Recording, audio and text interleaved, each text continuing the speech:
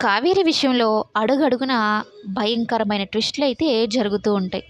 ఏకంగా నాగవల్లి జైలుకే వచ్చిందనమాట. రావడంతో పాటుగా కావేరికి ఒక గిఫ్ట్ తీసుకొని వస్తుంది.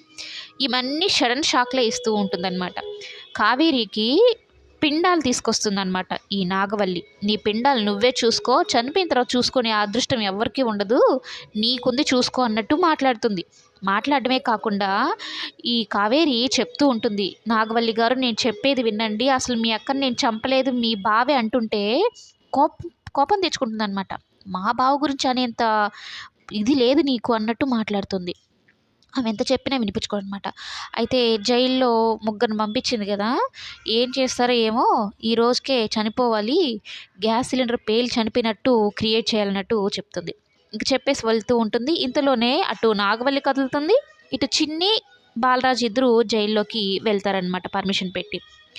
ఇక కావేరిని చూడగానే చిన్ని చాలా హ్యాపీగా ఫీల్ అయిపోయి చిన్నిని కూడా సడన్‌గా చూస్తుందనమాట కావేరి. అసలు వస్తుందని ఎక్స్‌పెక్ట్ చేయదు కదా!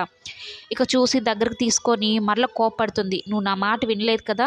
ఆ బాలరాజు కోసం వెళ్ళిపోయావు కదా!" అంటూ ఉంటే, "ప్లీజ్ అమ్మా, చిన్న పిల్లల మీద ఎవరైనా అలుగుతారా?" అని చెప్పి 5 మాటలు చెప్పి కొంచెం అమ్మని కూల్ చేసుకుంటుందనమాట. తర్వాత రాజు గురించి చెప్తుంది. రాజుని చూడగానే కోపం తెచ్చేసుకుంటుంది. రాజు మాటలు అస్సలు నమ్మదు. "నువ్వెప్పటికీ దుర్మార్గుడివే నా దృష్టిలో. నిన్ను నమ్మతానంటే నువ్వు అనుకోవద్దు" అని.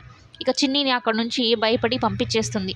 ఎవరైనా చూస్తే చిన్నికి కూడా ప్రమాదం జరుగుతుందేమో అని చిన్నిని అక్కడి నుంచి పంపించేస్తుందనమాట కావేరి.